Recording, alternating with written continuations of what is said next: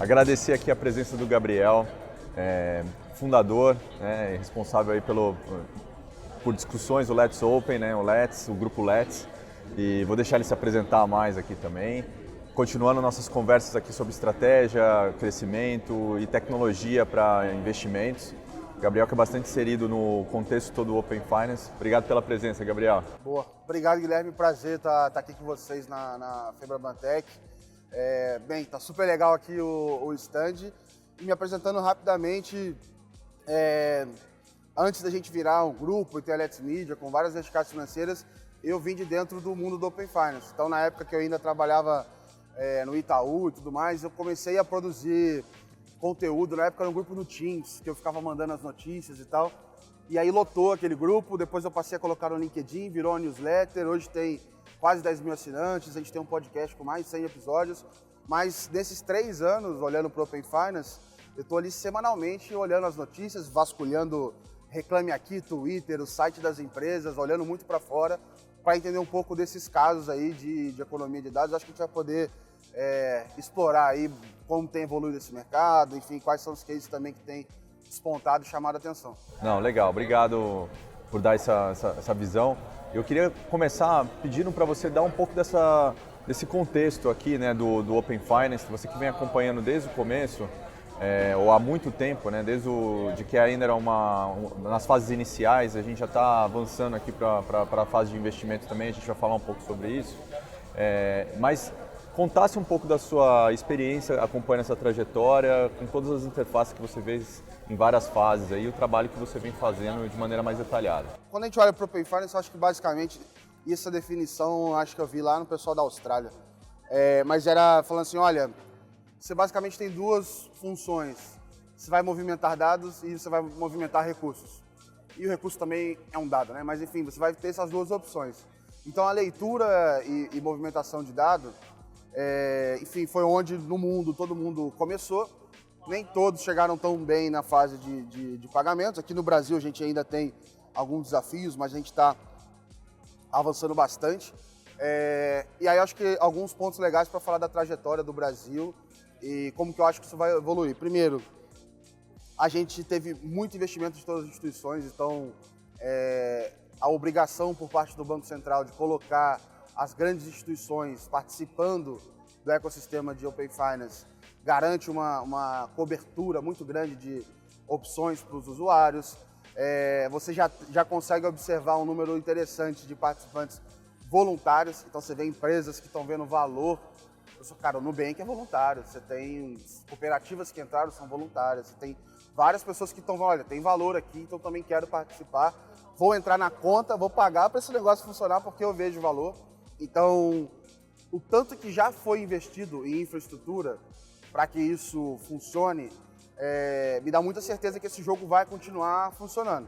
E para mim, quais foram os pontos-chave até agora de destaque no mercado? Primeiro, são quase 30 milhões de consentimentos únicos, né, de pessoas que compartilharam as informações em 3 anos. Muita gente compara isso com o Pix, eu acho essa, cara, totalmente loucura você pensar naquelas corridas de chave com o Pix e comparar isso com o Open Finance, mas 30 milhões, para mim, é muita gente fazendo todo esse processo, entendendo e tudo mais. Amadureceu bastante. Então esse é o primeiro ponto, que tem gente que acha que é pouco, mas na minha visão é muito. E o segundo é que estão aparecendo vários casos de uso agora que estão muito mais maduros. Então deu para ver algumas eras de evolução. Então a gente começou com propagandas, então as empresas pagando cantores, ex-BBBs para fazer, olha, venha usar o Open Finance da minha instituição, super genérico assim, propagandas que poderiam sair na TV. A gente passou para propagandas mais específicas e hoje muitas empresas não fazem nem anúncios sobre o Open Finance, ele só aparece na jornada do cliente de forma contextualizada. O escopo avançou, então, para fase 2, para fase 4, dados de conta, está entrando investimentos também, mas de forma geral eu acho que é isso, a gente tem uma infraestrutura muito relevante, investimos muito dinheiro nisso e a gente já está vendo casos mais maduros. Então acho que daí um pouco a gente pode direcionar a conversa. Bom que você trouxe esse ponto, até comparando com o Pix, né? Porque talvez o Pix é um produto, né? Um produto ali imediato que o cliente já usa, né, o usuário, né, o cliente do serviço financeiro, ele passa a realizar ele um Pix, né, até uma coisa um pouco direta. O Open Finance é como se fosse uma infraestrutura que você cria, né, e a partir daí você consegue começar a construir experiências, né. E aí nesse sentido, né, que é uma jornada um pouco diferente, e você acompanhando aí as várias fases, o que você acha que são os maiores desafios aí para um aprofundamento do uso e para uma adoção mais ampla, tanto por parte dos envolvidos, né, quanto por parte dos clientes? Eu tenho um ponto de vista que talvez seja meio provocativo, que é o seguinte: primeiro, Open Finance, a gente está falando de APIs. E a gente não fala de API com o cliente, tem muita gente falando. Então eu acho isso meio contraditório. Quando você vai, sei lá, você vai se logar, se autenticar com o Google, ele vai falar assim, ó, use a API de OAuth e faça o seu SSI para entrar. Você não vai fazer isso. Então acho que assim, a gente, quando parte do pressuposto de focar muito na tecnologia e não no que resolve o problema, eu acho que isso é um grande desafio e tem empresas que já estão aprendendo a se comunicar melhor e tem empresas que ainda não estão. Segundo, eu acho que tem um desafio que ele vai além do Open Finance, ele vai na questão da empresa. Tá? Então vou te dar um exemplo. Quando a gente fala do uso de dados para personalizar ofertas, muitas grandes instituições já têm essas informações dentro de casa. Você tem clientes que já existe a principalidade, ele já é 100% daquela instituição. Por que ele ainda não estava recebendo ofertas personalizadas? Quais eram as dificuldades para ter uma gestão financeira melhor, etc. Isso não acontecia por vários fatores. Tinha limitação técnica, talvez não era priorizar estratégia de negócio, talvez não tinha tanta habilidade ou recursos com dados. Então, para mim, eu acho que o Open Finance está estimulando as empresas, assim, olha, meio que uma teoria dos jogos aqui, cara, o pessoal vai fazer cada vez mais, eu vou ter que fazer também. E esse é o exemplo dos agregadores, tanto os financeiros quanto os de investimentos. E acho legal a gente falar do investimento, que assim, o Open de investimentos ele já existia desde antes. Ele funcionava com scraping, funcionava com outras soluções, era uma dor dos investidores juntar essas informações. E por que não tinha tanto quanto está tendo agora? É porque a tecnologia é super nova e tal. Cara, eu acho que é muito mais um movimento de mercado que está forçando eles a fazerem do que o contrário. Então, essa desenvoltura com dados, eu acho que é a limitação. E aí você vê players incumbentes que estão indo até melhor em algumas coisas, comparado com outras instituições, porque você precisa, por exemplo, eu vou fazer uma simulação do financiamento que vai responder na hora, sensibilizado pelo dado que vem do Open Finance. Cara, isso vai bater num sistema, vai bater no outro, tem que fazer a conta, tem que voltar. Isso não é só Open Finance. Você só consome o dado, o resto é todo um motor de uma tecnologia que está lá dentro. Tem gente que vai responder na hora, tem gente que vai responder em D+1, tem gente que vai responder daqui a um mês. E aí, isso são vários desafios da instituição, não é necessariamente de Open Finance. Então, acho que os desafios às vezes estão mais ali, porque qualidade de dados e tudo mais, você já vê que tem gente usando, você tem muitos dados, a gente pode até falar de alguns aqui, de números mesmo sendo impactados para PJ, para PF, em vários cenários, depois a gente pode até explorar aqui alguns deles. Tá? Não, legal, bacana. E agora você mencionou aí do que você já acompanhava investimentos, né? Eu acho que tem uma necessidade, sempre foi uma necessidade presente, porque tem um comportamento, acho que é permanente ali, né? Ou é bem recorrente no mundo de investimentos, do investidor eventualmente ter ativos, né? Alocação de patrimônio em mais de uma custódia, né? Mais de uma instituição financeira, às vezes por questões profissionais ou por questões ali mesmo de comportamento. E sempre para entender como é que ele estava desempenhando, ele precisava fazer um trabalho anterior ali de juntar os dados. Queria que a gente teve no final do ano passado a fase que implantou, né, começou o compartilhamento dos dados de investimentos e é a fase mais recente, né, e tem suas particularidades. Eu queria no momento a gente vê ainda um uso ainda pequeno, né, assim baixo ainda na fase de investimentos, mas também é a fase mais recente. Então eu queria que tipo de paralelo a gente pode fazer com a fase de investimentos e que tipo de aprendizado a gente teve nas fases anteriores que a gente podia trazer aqui para a fase de investimentos e conclusão? Legal. Eu acho que assim, o primeiro ponto é que é isso, a solução de investimento ela já existia antes. E eu gosto de comparar muito, existia antes porque você tinha os agregadores de investimento que estavam fazendo essas conexões diretas cada um ia lá e ia criar a sua solução com uma complexidade muito maior do que você agregar a informação do extrato das pessoas. Eu gosto muito de comparar a complexidade dos investimentos da PF com uma PJ. Porque no momento que esse investidor ele está organizando ali todos os seus ativos, etc., ele olha aquilo ali como um negócio, cara. Então, assim, ele precisa ter a visibilidade, ele precisa ter a noção se está tendo resultado ou não, aonde que está vindo esse resultado. Então, assim, na minha visão, e óbvio, né, tô falando, tem vários tamanhos aqui, mas existem demandas, na minha visão, quase como uma PJ. E qual é a diferença do mundo PJ para o mundo PF? É muito mais complexo. Então, a quantidade de transações, os tipos de transações, a diferença entre os tipos de investidores e os tipos de PJ. Então, são casos de uso mais complexos que quando você olha para a PF, a gente sempre começa do caso mais simples para evoluir para o mais complexo. E aí, qual que é o paralelo que dá para fazer da fase 2 com a fase 4? Primeiro, em conceito, você nasce fazendo as conexões. Então, primeiro, você aumenta a estabilidade das conexões, aumenta a conversão, o consentimento funciona.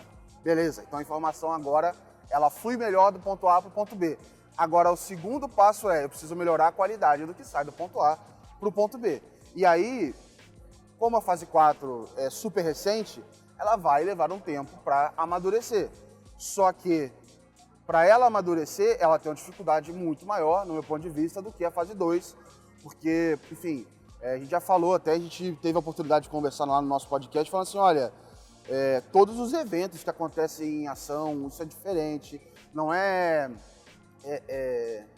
para você padronizar isso daqui é muito mais complexo. Então eu entendo que deve levar um pouco mais tempo e eu acho que tem um desafio que vai muito também da visão do regulador e também da estrutura do Open Finance, que hoje é a temporária e vai virar... Eles estão mudando o nome, não vai ser estrutura definitiva, né? Enfim, porque nada é definitivo, mas a estrutura de longo prazo, que é o seguinte, questão também de priorização, porque hoje as casas que estão participando têm um roadmap tão grande de Open Finance, são tantas coisas, que fala assim, olha, no mês de abril, eu até brinquei que era o abril vermelho do Open Finance, porque foram tantas soluções implementadas, é a transferência inteligente, é a mudança daqui, aí tem o outro ID, tem não sei o quê, que você melhorar o que já está andando, se você abrisse um ticket sobre uma reclamação de um dado que está vindo errado, ele ia ser a última prioridade versus todo o resto que tinha que acontecer. Então a gente está ampliando muito o escopo do Open Finance e precisa meio que ponderar o quanto você avança versus melhora o que já está em produção. Então essa complexidade eu não sei, inclusive, e aí eu acho muito importante as empresas como vocês apoiarem diretamente, tanto na construção do Open Finance quanto as empresas que consomem também, a entender essa complexidade. Como eu falei no começo, que tem empresa que não tem esse domínio todo com dados, etc., tem muita empresa agora que vai chegar para vocês, vai chegar para uma empresa e falar assim, olha, eu quero oferecer uma experiência boa para o meu cliente na parte de investimentos, uma visão consolidada, só que eu nunca fiz isso. Eu não sei dos desafios. E aí quando essa pessoa for ver, tem aquele iceberg de coisa para resolver, né? Não, legal, bacana, Gabriel. Deixa eu te perguntar uma coisa. A gente estava conversando no começo sobre a questão de ter uma infraestrutura e aí a partir daí só aparecerem as oportunidades e aí os casos vão amadurecendo, né? Então, o Open Finance como um viabilizador, né, de experiências e ações, iniciativas mais envolvidas, mas não imediatas, né? Que tipo de caso você destacaria aí? Olha, eu vou dar primeiro alguns exemplos lá de fora, tá?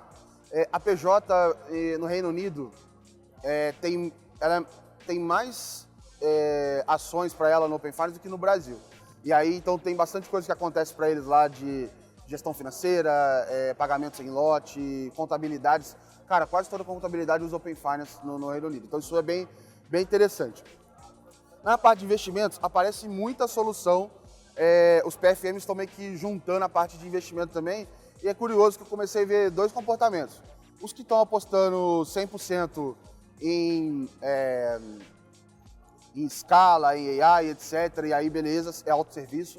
E tem outros que estão apostando, olha, eu vou usar AI, mas para aumentar a personalização. Então, eu quero que meus consultores financeiros consigam ser mais capazes. Eu vi isso no Brasil também, já com alguns players.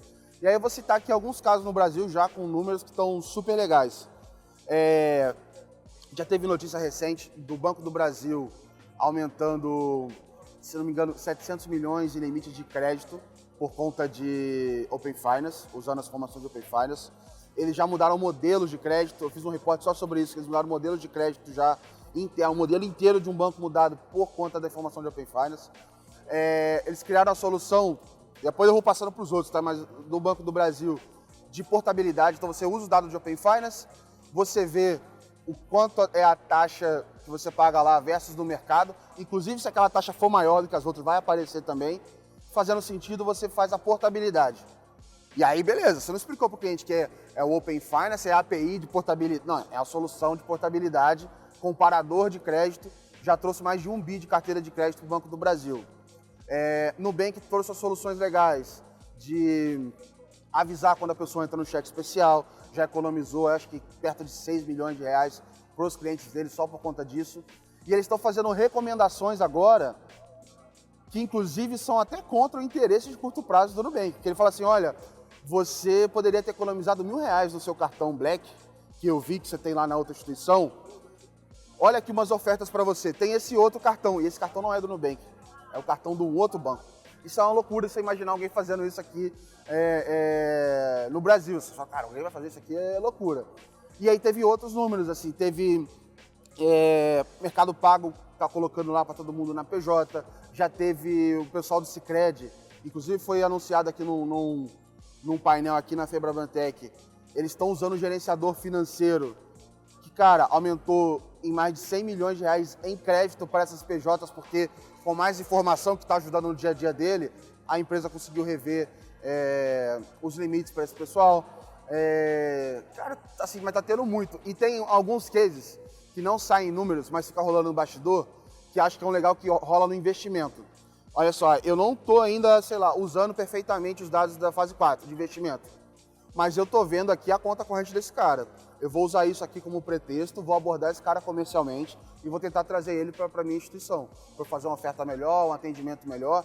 Então a parte comercial, a todo momento, fala assim, olha, o Gabriel compartilhou o dado para a instituição A, então vamos trabalhar aqui para reter esse cara. E a instituição A está lá conversando com ele. Então já virou uma arma de negociação para clientes que têm... Deu poder para o cliente, né? É isso aí, já está virando já está tendo esse impacto. Enfim, tem vários outros números interessantes, mas eu acho que já está mostrando o número, não só uma jornada que você olha e fala, legal e tudo mais, tem várias que eu poderia falar, e acho que vale citar mais uma, cara. Tem o pessoal fazendo simulação de financiamento de veículo em área não logada, e aí fala assim, olha, você deveria pagar tanto de entrada e aí você vai pagar o resto. O cara compartilha os dados, se fizer tudo sentido, diminui o quanto ele tem que dar de entrada para fazer o financiamento do carro. Às vezes é essa diferença que o cara precisava para conseguir comprar o carro dele. Então, assim, tem muita solução legal saindo e é contextualizada. Você não precisa ficar... Eu não vou anunciar na Globo a solução que avisa do cheque especial. Claro. Mas quando o cara chega lá, ele vai ter essa opção. Você entendeu? Vai melhorar o serviço, vai melhorar o produto usando o Open Finance, mas ele não é isso que você está vendendo, a necessidade para o cliente, né? Ele é contextualizado, entendeu? Então você não precisa... eu fico brincando com o pessoal falando o seguinte, fiz uma apresentação até no Fintech Americas, foi em Miami agora em maio, e aí eu conversei o seguinte, olha, do mesmo jeito que antigamente as empresas tinham tudo .com no nome, era Amazon.com, é redundante, você não tem mais que falar que é Amazon.com, é Amazon. Isso aconteceu com outras empresas também. E o Open Finance em algum momento vai ser isso, cara, não vou falar, não preciso falar, é só uma forma, assim, só existe uma forma dessa solução funcionar, que é trazendo dado de uma instituição para outra. Então, acho que a gente vai chegar nesse momento e já tem muita gente fazendo coisa legal. Não, bacana. Legal, Gabriel. Agradecer de novo a tua participação.